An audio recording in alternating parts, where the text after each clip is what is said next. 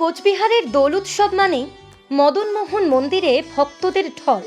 ভোরের আলো ফোটার সঙ্গে সঙ্গেই কুলদেবতা মদনমোহনের স্নান সম্পন্ন হয়। এরপর মন্দিরের বারান্দায় শুরু হয় বিশেষ পুজো। বারান্দায় অবস্থানরত ঠাকুরকে ভক্তরা দূর থেকেই আবির ছুঁড়ে দেওয়ার সুযোগ পান। একই সঙ্গে পালা করে চলতে থাকে অঞ্জলি প্রদানও। ঠাকুর মদনমোহন বাড়ি, আমরা দোল পূর্ণিমাতে বেশিরভাগ মানুষই আসি, আবির অর্পণ করি, পুজো অর্পণ করি। এটা আমাদের অন্তরের শ্রদ্ধা ভক্তি, প্রতি বছরই আমরা আসি। আজকে সকালবেলা বাবা মদন বাইরে বিশেষ পুজো হবে। পুজো হওয়ার পর ভক্তবৃন্দরা যারা আছে সবাই আবির বাবাকে অর্পণ করবে। রাজ ঐতিহ্য মেনেই পঞ্চম দোল পর্যন্ত মদনমোহন বারান্দায় পূজিত হন। বুধবারের সওয়ারি উৎসবকে ঘিরে ভক্তদের উচ্ছ্বাস আরও বেড়েছে। বানেশ্বর ও ষণ্ডেশ্বর মন্দিরের শিব এবং রাজমাতা ও ডাংরাই মন্দিরের মদনমোহন মূল মন্দিরে এসে একত্রিত হবেন।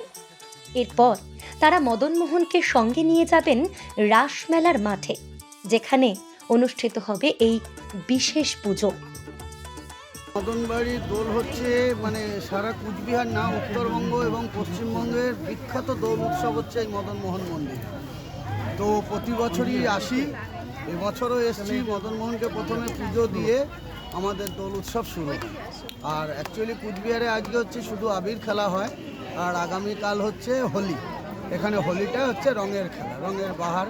আজকে আবিরের বাহার, আগামীকাল রঙের বাহার। কুচবিহার বাসিন্দা হিসাবে তো খুবই ভালো লাগছে, প্রথম রংটা অর্পণ মদনমোহন পায়ে। কোচবিহারবাসীর দোল উৎসবের সূচনা হয় মদনমোহনের পায়ে আবির ছুঁয়ে। এবছরও সেই রীতি অক্ষুণ্ণ থেকেছে। সকাল থেকেই মন্দিরে ভক্তদের ভিড় উপচে পড়ছে। এই আবহে জেলা শাসক তথা দেবত্র ট্রাস্ট বোর্ডের সভাপতি রাজু মিশ্র সাধারণ মানুষের সঙ্গে আবির খেলায় অংশ নেন। তিনি বলেন, দোল উৎসব শুধু ধর্মীয় নয়, এটি কোচবিহারের মানুষের মিলন মেলার প্রতীক। মদনমোহন মন্দিরে ভক্তদের আবিরে রঙিন হয়ে উঠেছে দোল উৎসব। ভক্তদের উচ্ছ্বাসে ভরে উঠেছে গোটা কোচবিহার। নমস্কার। আজকে মদনমোহন দেবকে আমরা প্রথম, আমার এটা হোলি উৎসব, সবাইকে আমি হোলি বা দোলযাত্রা শুভকামনা শুভেচ্ছা জানাচ্ছি।